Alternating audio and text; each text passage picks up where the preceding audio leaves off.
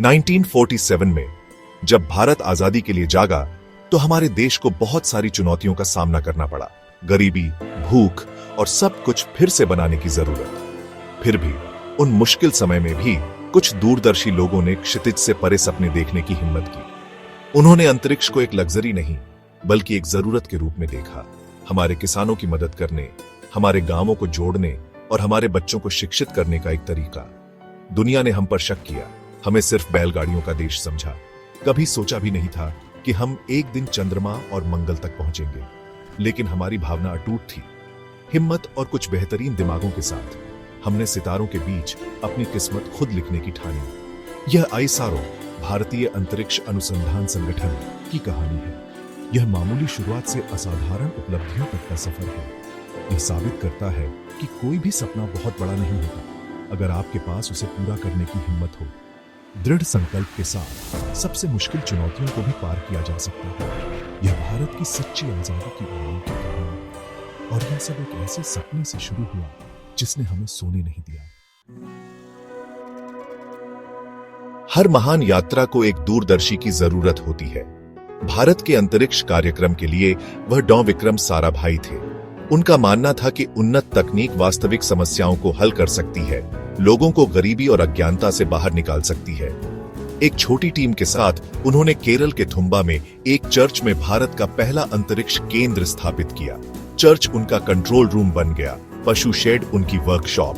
संसाधनों की कमी के कारण उन्होंने रॉकेट के पुर्जों को ले जाने के लिए बैलगाड़ियों और साइकिलों का इस्तेमाल किया। दुनिया हंसी, लेकिन साराभाई ने हमें सिखाया कि हमारे सपनों का आकार हमारे संसाधनों के आकार से ज्यादा मायने रखता है। उन्होंने सीखने, सहयोग और अथक कड़ी मेहनत की संस्कृति को प्रेरित किया। जो शोर के बीच भी संगीत सुन सकता है वह महान चीजें हासिल कर सकता है, उन्होंने कहा। संघर्ष के शोर में उन्होंने ब्रह्मांड का संगीत सुना। उनकी दृष्टि आईएसआरओ के लिए मार्गदर्शक सितारा बन गई। साराभाई के अटूट विश्वास ने कुछ लोगों के असंभव सपने को अरबों लोगों की गर्वपूर्ण हकीकत में बदल दिया। एक विनम्र चर्च से भारत की अंतरिक्ष महत्वाकांक्षाओं ने उड़ान भरी और दुनिया जल्द ही ध्यान देगी। 21 नवंबर 1963, थुम्बा, केरल। भारत ने अंतरिक्ष में अपना पहला कदम रखने की तैयारी की। रॉकेट छोटा था, अमेरिका से उधार लिया गया था, लेकिन भावना पूरी तरह से भारतीय थी। कोई लॉन्च पैड नहीं था, बस एक रेतीला समुद्र तट था। कंट्रोल रूम एक चर्च था। रॉकेट के पुर्जे एक साइकिल और एक बैलगाड़ी पर पहुंचे। जैसे ही उलटी गिनती शुरू हुई, दिल की धड़कनें तेज हो गईं। यह विज्ञान से कहीं ज्यादा था, यह राष्ट्रीय गौरव था। रॉकेट ऊपर उठा, शाम के आसमान में प्रकाश की एक लकीर। युवा वैज्ञानिकों के लिए यह शुद्ध खुशी थी, उनकी कड़ी मेहनत रंग लाई थी। भारत ने अपना पहला रॉकेट लॉन्च किया था। दुनिया ने प्रतिभा और दृढ़ संकल्प वाले एक राष्ट्र को देखा। इस विनम्र लॉन्च ने एक शक्तिशाली संदेश भेजा, भारत सितारों तक पहुंचने के लिए तैयार था। यह हमारी जुगाड़ भावना का प्रतीक बन गया। जो हमारे पास था उसी से नया करना। हमने सीखा कि विश्व स्तरीय विज्ञान के लिए विश्व स्तरीय बुनियादी ढांचे की जरूरत नहीं होती।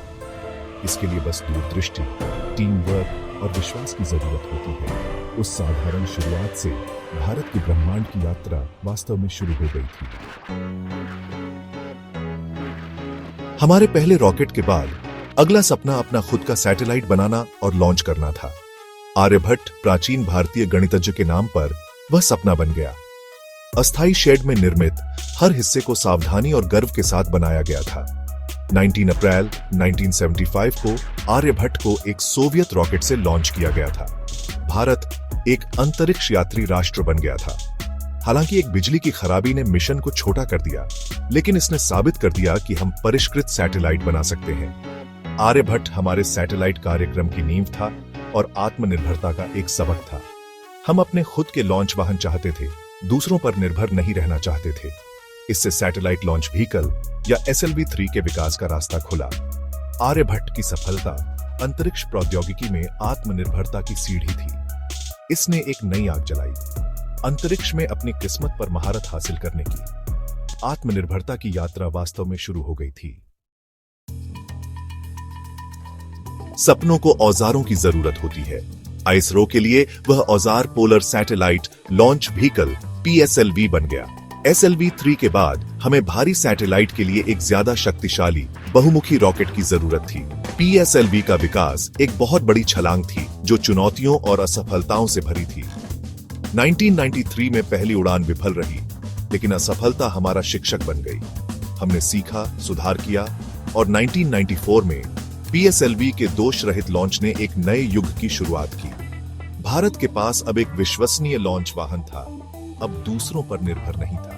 PSLV हमारा वर्कहॉर्स बन गया, भारतीय और विदेशी सैटेलाइट लॉन्च किए, वैश्विक सम्मान अर्जित किया। इसने हमारे सपनों को चंद्रमा और मंगल तक पहुंचाया। एक रॉकेट से कहीं ज्यादा PSLV अरबों उम्मीदों का रथ है। इसकी कहानी दृढ़ता की है, गिरना, उठना और फिर से कोशिश करना। PSLV हमारे अंतरिक्ष कार्यक्रम की रीढ़ है। यह भारत की आत्मनिर्भर भावना का प्रतीक है और यह हमारी आकांक्षाओं को आसमान की ओर ले जाना जारी रखता है। कुछ पल एक राष्ट्र को परिभाषित करते हैं। भारत के लिए एक था मंगलयान, मार्स ऑर्बिटर मिशन। सपना मंगल पर एक अंतरिक्ष यान भेजना, एक ऐसा कारनामा जो कुछ ही देशों ने हासिल किया था। चुनौती, इसे 15 महीने में बनाना, कम बजट में। मंगलयान की लागत कई हॉलीवुड फिल्मों से कम थी, जो नवाचार और विश्वसनीय PSLV की बदौलत थी। 5 नवंबर 2013 को मंगलयान लॉन्च हुआ। 10 महीने बाद यह मंगल पर पहुंचा, पहले ही प्रयास में। भारत ऐसा करने वाला पहला राष्ट्र बन गया। दुनिया दंग रह गई। भारत की वैज्ञानिक प्रतिभा प्रदर्शित हुई। मंगलयान कम में ज्यादा करने का प्रतीक बन गया। इसने लाखों लोगों को प्रेरित किया, यह दिखाते हुए कि कड़ी मेहनत और बड़े सपनों के साथ कुछ भी संभव है। यह हमारे वैज्ञानिकों, इंजीनियरों और हर भारतीय के लिए एक जीत थी। मंगलयान सिर्फ एक मिशन से कहीं ज्यादा था। यह राष्ट्रीय गौरव का एक प्रतीक था। इसने आने वाली पीढ़ियों के लिए रास्ता रोशन किया और साबित किया कि अंतरिक्ष में भारत का स्थान सुरक्षित था। चंद्रमा ने हमेशा हमें प्रेरित किया है। भारत के लिए वहां पहुंचना अगला कदम था। चंद्रयान 1, जिसे 2008 में लॉन्च किया गया था, ने चंद्रमा की परिक्रमा की और एक ऐतिहासिक खोज की, चंद्रमा की सतह पर पानी के अणु। इसने चंद्रमा के बारे में हमारी समझ को बदल दिया और वैश्विक पहचान दिलाई। यात्रा 2019 में चंद्रयान 2 के साथ जारी रही, एक ऑर्बिटर, लैंडर और रोवर। ऑर्बिटर सफल रहा, लेकिन लैंडिंग के दौरान विक्रम लैंडर से हमारा संपर्क टूट गया। यह दिल दहला देने वाला था, लेकिन असफलता ने हमें लचीलापन सिखाया। हमने सीखा, सुधार किया और चंद्रयान 3 के साथ वापस लौटे। 23 अगस्त 2023 को विक्रम लैंडर ने चंद्रमा के दक्षिणी ध्रुव पर एक परफेक्ट सॉफ्ट लैंडिंग की। भारत ऐसा हासिल करने वाला पहला देश बन गया। दुनिया ने देखा कि हमारा रोवर प्रज्ञान चंद्रमा की सतह पर कैसे चला। बैलगाड़ी चंद्रमा पर पहुंच गई थी। यह हर भारतीय के लिए एक जीत थी और हमारी दृढ़ता का प्रमाण था। चंद्रयान की गाथा महत्वाकांक्षा, असफलताओं और अंतिम जीत की है। यह दिखाता है कि हर चुनौती के साथ हम केवल मजबूत होते हैं और सितारों तक हमारी यात्रा जारी है। हमारी यात्रा चंद्रमा और मंगल पर खत्म नहीं होती। ISRO अब नई सीमाओं की ओर देख रहा है। मानव अंतरिक्ष उड़ान, गगनयान, एक भारतीय अंतरिक्ष यात्री को अंतरिक्ष में भेजने का हमारा मिशन जारी है। हम रॉकेट, क्रू मॉड्यूल और अंतरिक्ष यात्रियों को प्रशिक्षित कर रहे हैं। गगनयान भारत को चुनिंदा देशों के समूह में रखेगा। यह विज्ञान और प्रौद्योगिकी को आगे बढ़ाने के लिए एक नई पीढ़ी को प्रेरित करेगा।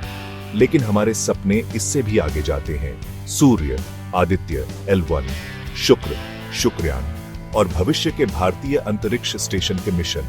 ये कल्पनाएं नहीं हैं, बल्कि वास्तविक लक्ष्य हैं जिन पर हमारे वैज्ञानिक काम कर रहे हैं। ISRO का भविष्य उज्जवल है, संभावनाओं से भरा है। हम आम आदमी की सेवा करने वाले सैटेलाइट बनाना और ब्रह्मांड का अन्वेषण करना जारी रखेंगे। डॉ. साराभाई द्वारा जलाई गई आग अभी भी जल रही है, हमें आगे बढ़ा रही है। भारत की अगली बड़ी छलांग अभी शुरू हो रही है। आसमान सीमा नहीं है, यह तो बस शुरुआत है। ISRO की कहानी विज्ञान और तकनीक से कहीं ज्यादा है। यह मानवीय भावना की कहानी है। यह उम्मीद, कड़ी मेहनत और सपनों की शक्ति के बारे में है। बैलगाड़ियों से मंगल तक, आईएसआरओ हमें सिखाता है कि हमारी परिस्थितियां हमें परिभाषित नहीं करती, हमारा साहस करता है। ऐसी दुनिया में जहां हमें तकनीक से वंचित रखा गया था, हमने अपनी खुद की बनाई। हर चुनौती एक अवसर बन गई, हर असफलता एक सबक। आईएसआरओ को अपनी उपलब्धियों और लागत प्रभावी दृष्टिकोण के लिए विश्व स्तर पर सम्मान दिया जाता है। इसका सबसे बड़ा उपहार प्रेरणा है, लाखों युवा दिमागों में सपनों को जगाना। जब किसी दूरदराज के गांव में कोई बच्चा रॉकेट लॉन्च देखता है तो एक नया सपना पैदा होता है। आईएसआरओ ने विज्ञान को रोमांचक और सुलभ बनाया है। यह विनम्र शुरुआत से वैश्विक नेतृत्व तक बढ़ने की कहानी है। इसरो सिर्फ एक संगठन से कहीं ज्यादा है, यह एक भावना है, राष्ट्रीय गौरव का स्रोत है। जब हम अंतरिक्ष में तिरंगा ऊंचा उड़ते हुए देखते हैं तो हम जानते हैं भारत के लिए आसमान तो बस शुरुआत है और हमारी यात्रा अभी शुरू हुई है।